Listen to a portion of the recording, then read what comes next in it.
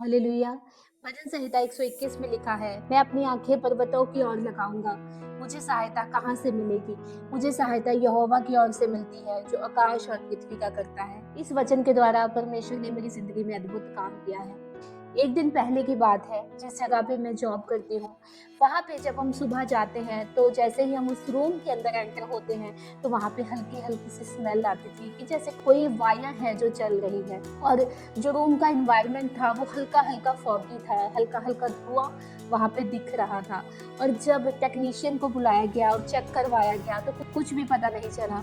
पूरे 8 घंटे हमने वहाँ पे बैठ के काम किया और उसके अगले दिन पता चला कि पिछली रात को हमारे ही रूम में जहाँ पे हम बैठते हैं, जहाँ पे स्टाफ बैठता है, वहाँ पे कुछ शॉर्ट सर्किट हुआ, कुछ ब्लास्ट हो गया, जिसकी वजह से वहाँ पे कुछ सिस्टम जो कंप्यूटर्स रखे थे वो डैमेज हो गए, आग लग गई थी वहाँ पे और सिस्टम डैमेज हो गए थे और जो चीज़ें पड़ी थी वो पूरी तरह से चल गई थी। तो मैं आप सभी को इस वचन के द्वारा ये बताना चाहती हूँ कि प्रार्थना हमारी ज़िंदगी में कितना बड़ा रोल प्ले करती है।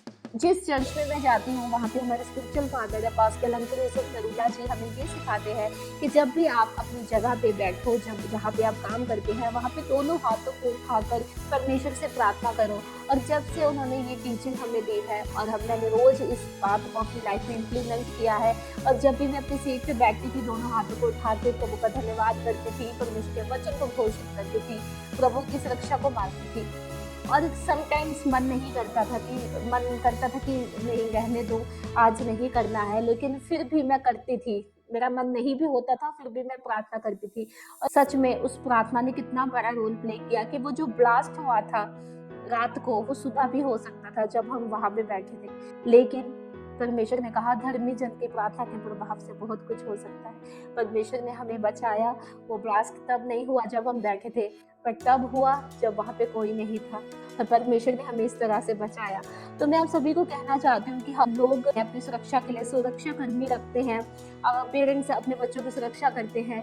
ये सारी बातें कुछ हद तक ठीक है, लेकिन वचन में क्या लिखा है, मुझे सहायता कहाँ से मिलेगी? मुझे सहायता यहोवा की ओर से मिलती है। जो हमारी सुरक्षा है वो हेवन से डिसाइड होती है। अगर हम रोज रोज रोज परमेश्वर की सुरक्षा को अपनी लाइफ में मांगते हैं तो परमेश्वर का दया वाला हाथ भी देखते हैं। तो जब भी घर से निकले 91 जरूर पढ़े, 91 बोलते हुए जाए। और जब भी घर से निकले गैर भाषा बोलते हुए जाए। अपने काम वाली जगह पे परमेश्वर से जस्ट 40-50 सेकंड्स की प्रार्थना करें, परमेश्वर की सुरक्षा को जरूर मांगे, क्योंकि एक प्रार्थना से बहुत कुछ हो सकता है। God bless you all.